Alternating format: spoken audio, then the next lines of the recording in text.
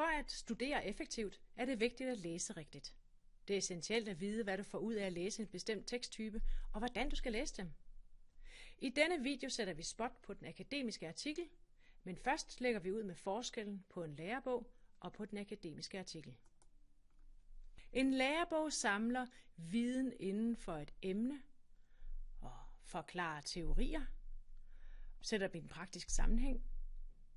I bibliografien kan du finde de kilder, bogen er funderet på, og så kan du fordybe dig i et underemne, hvis du får brug for det.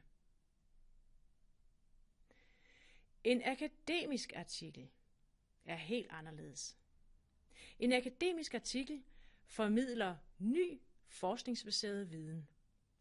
Og den tegner ikke det store billede, som lærebogen gør, men den er problemorienteret, og det specifikke emne bliver sat i en teoretisk sammenhæng. Du får ingen forklaringer, eller ingen løsninger, men til gengæld så nuanceres problemstillingen. I bibliografien finder du de kilder, artiklen tager udgangspunkt i. Mange akademiske artikler bliver først offentliggjort efter, at fagfæller har godkendt arbejdet. Det kaldes for at blive peer-reviewed. Akademiske artikler er altid bygget op på den samme genkendelige måde. Den starter med et resumé, så følger en indledning og en oversigt over den litteratur, forskningen primært har taget udgangspunkt i. Efter metodeafsnittet afsløres resultaterne, forskerne er kommet frem til. Det hele diskuteres, og så rundes den af med en konklusion. Nærmest samme struktur som dine egne studieopgaver. Til gengæld findes der flere varianter, set ud fra hvilken forskningsmetode der er benyttet. De mest grundlæggende er kvalitative og kvantitative artikler samt oversigtsartikler. De kvalitative artikler beskriver forsøgsbaseret forskning, hvor ny viden er indhentet på baggrund af kvalitative undersøgelsesmetoder. For eksempel interview, observationsstudier og andre metoder, hvor forskeren har indflydelse på fortolkningen af resultaterne. Kvantitative artikler beskriver forsøgsbaseret forskning, hvor ny viden bliver indhentet på baggrund af kvantitative undersøgelsesmetoder. Det vil sige data er alt, hvad der kan tælles og vejes. Spørgeskemaundersøgelser, målinger osv., og hvor forskeren ikke har indflydelse på fortolkningen af resultaterne. Oftest anvendes en statistisk analyse til at be- eller afkræfte hypoteser. Oversigtsartikler er også kendt under den engelske term literature reviews. Forfatteren formidler ikke ny viden, men skaber en teoretisk og et forskningsmæssigt overblik over et emne. Oftest benyttes oversigtsartikler også til at afdække, hvor ny forskning er tiltrængt. Akademiske artikler er for det meste en tekst på engelsk og på højt niveau, der beskriver et for dig helt ukendt emne og præsenterer en del nye ord, du ikke fatter hat af. Når det nu tydeligvis er en tekst, der kan gøre dig forvirret på et højere plan, hvorfor så overhovedet bruge den? Det er selvfølgelig fordi den akademiske artikel sætter spot på et specifikt emne, hvilket lærebøger ikke altid gør. Forbinder emnet med tidligere forskning, eller sætter spørgsmålstegn ved tidligere forskning, beskriver helt specifikke analyse- og undersøgelsesmetoder, og giver dig mulighed for selv at stille spørgsmål. For at forstå en videnskabelig artikel, bør du altid læse den på en bestemt måde, så nu får du et kursus. Der er en vigtig regel. Du må ikke læse den fra start til slut.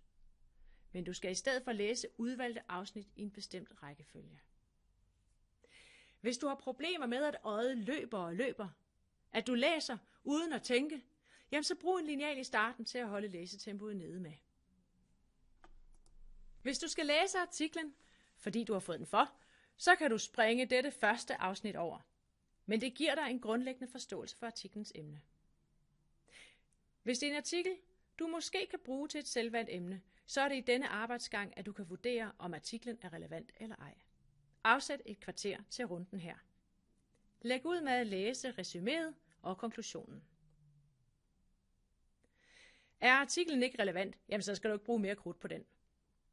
Men kan den bruges, så tager du et kig på de tabeller og modeller, der præsenteres igen for at få overblik.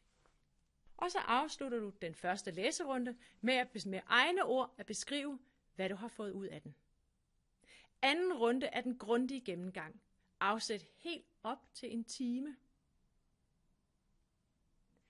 Her læser du introduktionen og litteraturoversigten, metoden, datagrundlaget, resultaterne og diskussionen. Læs aktivt og brug overstregningstusen strategisk.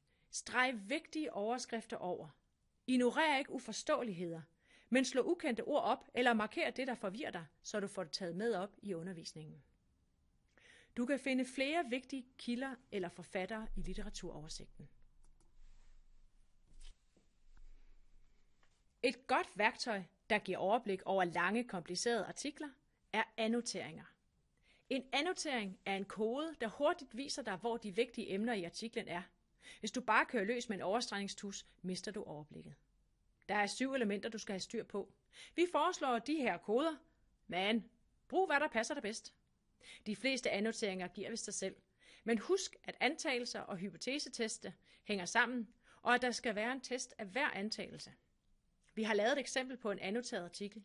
Find den sammen med denne video på bibliotekets hjemmeside eller i videoens beskrivelse på YouTube. Afslut anden læserunde med en opsummering med dine egne ord.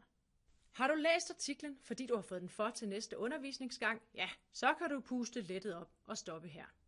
Tredje runde er møntet på dig, der skal læse artiklen til et selvvalgt emne. Nøgleord er refleksion og analyse, fordi du til selvvalgte emner har mindre støtte fra din underviser. Du skal selv inddrage dine valgte tekster i opgaven. Læs alle noter igennem og hold dem op mod dine annoteringer. Reflekter over artiklens relevans og i den kontekst, den skal bruges i. God arbejdslyst.